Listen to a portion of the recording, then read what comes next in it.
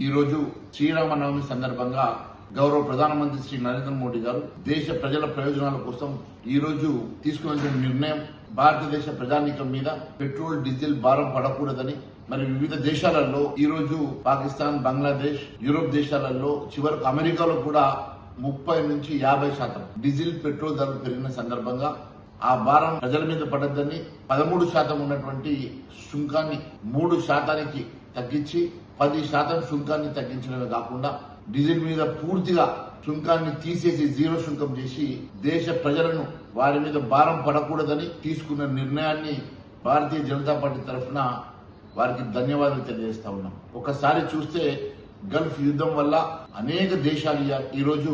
Diesel petrol కొరతతోటి మరియు పెరిగినటువంటి రేట్లతోటి ప్రజలంతా కూడా ఇబ్బంది పడుతున్నటువంటి తరుణంలో భారతదేశంలో అలాంటి భారం పడొద్దని, ప్రజలపైన ఆ భారాన్ని మోపొద్దని ఈ రోజు డీజిల్ సుంకాన్ని పూర్తిగా ఎత్తేస్తే తెలంగాణ మాత్రం డీజిల్ మీద, పెట్రోల్ మీద 35% ఈ రోజు పెట్రోల్ మీద వ్యాట్ వేసి 27% డీజిల్ మీద వ్యాట్ వేసి భారతదేశంలో ఏ రాష్ట్రంలో లేనంత విధంగా తెలంగాణ రాష్ట్రంలో అత్యధికంగా వ్యాట్ వసూలు చేస్తున్నటువంటి తెలంగాణ రాష్ట్రం ఈ రోజు మరి ప్రజల సంక్షేమం కోసం ఆలోచన చేయకుండా ప్రజల మీద భారాన్ని మోపుతున్నటువంటి ముఖ్యమంత్రి గారు ఒకసారి ఆలోచన చేయాలి. మీరు కూడా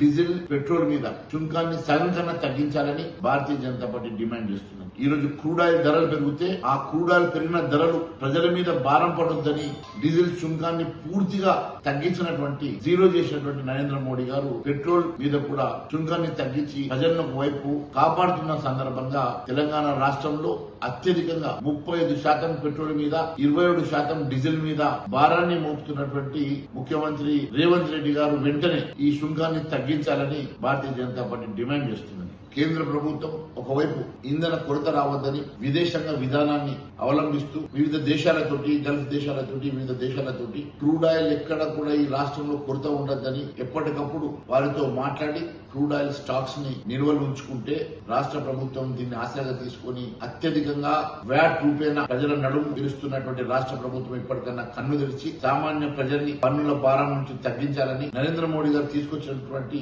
విధానంతో ప్రజల సంక్షేమం కోసం ఆలోచన చేసేటువంటి నరేంద్ర మోడీ గారికి ప్రత్యేకంగా ప్రజల తరఫున ధన్యవాదాలు తెలియజేస్తాను. భారత్ మాతాకి జై.